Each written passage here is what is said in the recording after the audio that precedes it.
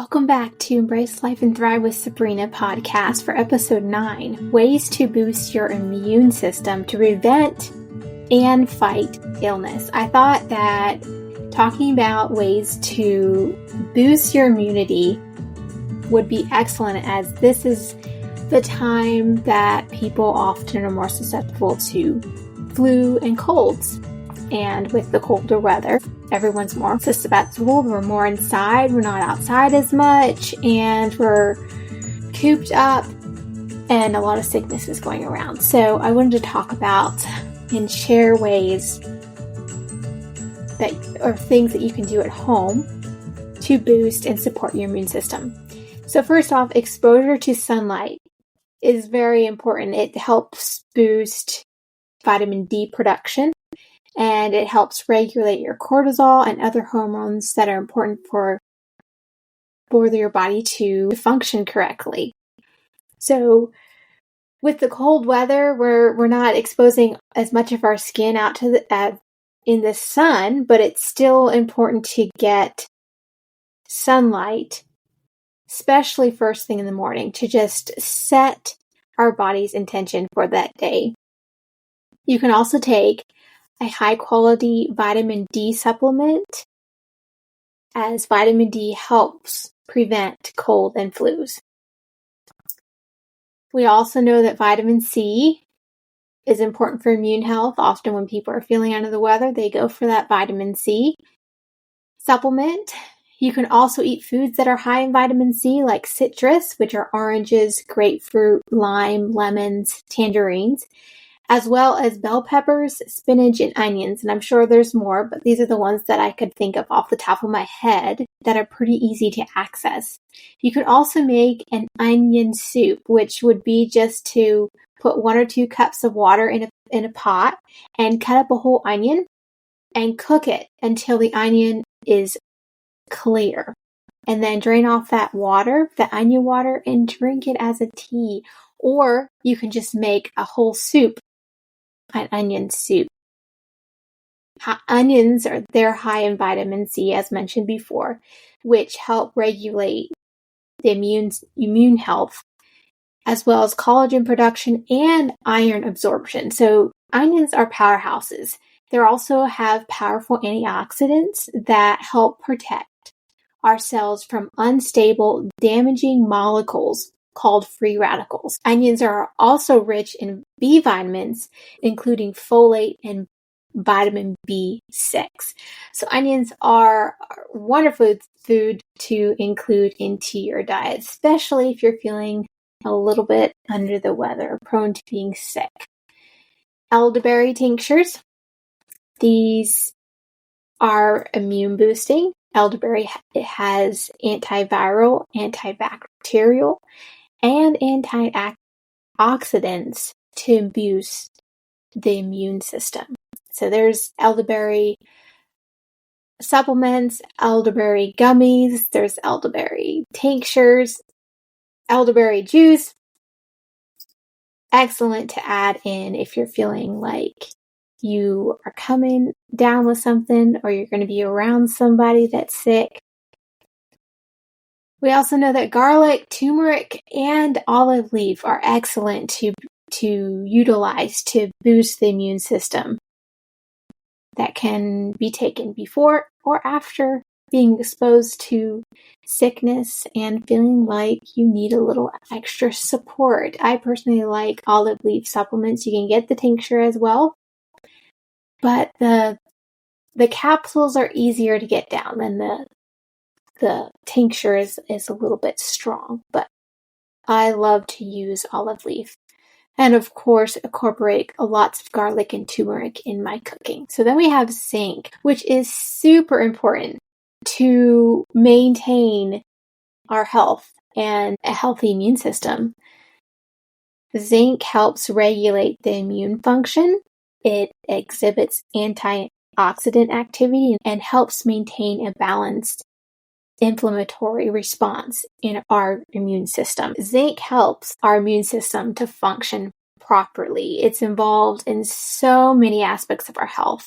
And so when we have a zinc deficiency, it can depress our immune response, which then reduces the ability to eliminate pathogens, mount a response against these threats, and produce antibodies.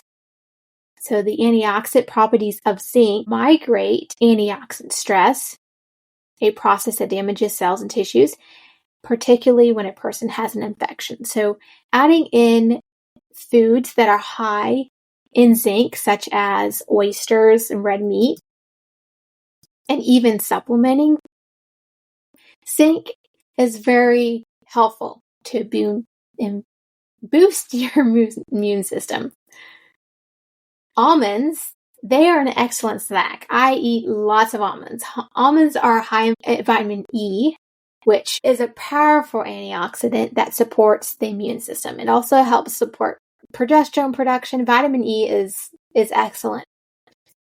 So it's also high in selenium, manganese, magnesium, fiber, and healthy fats, all important to help maintain a healthy immune system. So if you're hungry, go get a handful of almonds. They are excellent. They also have protein in them. Exercise is also important for our overall health, to help circulate out the stagnation, activate the lymphatic system. That is important. It's our infection fighting system, and help prevent other threatening illnesses.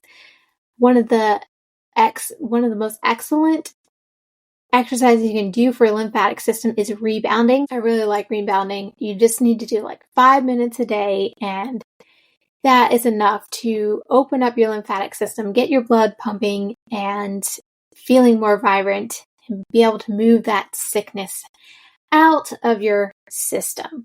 Also, dry brushing is excellent to help lymphatic support and circulation, and remove dead skin cells, exfoliate your skin. All these are very beneficial for immune support.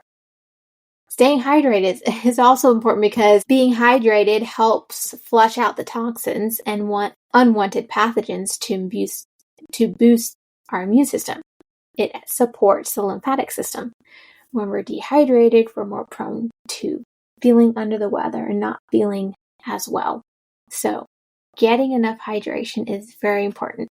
One of my favorite ways to drink water is to add lemon and a pinch of mineral salt, also with inositol, and sometimes I add in some magnesium. It just gives the water more flavor, and I'm still getting hydration and getting all the wonderful benefits of lemon and magnesium. So making sure you have water at hand, but not just plain water. Add in a pinch of salt to help with that, with minerals. Stress management is very important, because unmanaged stress causes havoc on all the body systems, which then increases risk of all kinds of illnesses and diseases. So if you've ever noticed a time in your life when you were under a lot of stress and then you got sick, it's because that stress really weights down your body to be able to fight off pathogens and bacterial and viruses. So it's important to prioritize taking time to slow down, to take deep breaths, to enjoy nature, to pray, to have a good support system, to find things that you enjoy doing that aren't stressful, that you can just come away and decompress and feel renewed to meet the world again. Getting enough sleep and good quality of sleep is very important for immune health, as well as all our body functions. Inadequate or poor quality of sleep is linked to higher risk for sickness. So during our sleep, our body undergoes essential processes that support immune function and help the production of cytokines and the activation of immune cells to then fight threatening illnesses. So sleep deprivation, on the other hand, can then weaken our immune system and our immune response, making us more susceptible to infection. So if you struggle from poor sleep, it would be helpful to think about creating a night routine that would help promote and encourage better quality of sleep. So think about what you're doing 1 to 2 hours before sleep. Are you watching TV? Are you scrolling on your phone? What is your activities 1 to 2 hours before sleep, leading up to that time? How do you feel when you go to sleep? Is your mind racing? What is something you can do to then calm your mind? Do you need to read a book? Do you need to pray? Do you need to do some stretching? Do you need to take a warm bath or a hot shower? Find things that help support you to winding down and calming your brain to help encourage better quality of sleep. This will help you in so many ways. So just to recap, our immune system is delicate for some and robust for others. And there's many things that we can do to help support our immune system before we even feel like we're coming down with something. And things that we can do when we are sick, like making a lemon soup, adding more vitamin D, zinc, vitamin C, olive leaf, echinacea. That's one thing I didn't mention before. There's a lot of things that we can do to support our body to be able to function ultimately at a high quality.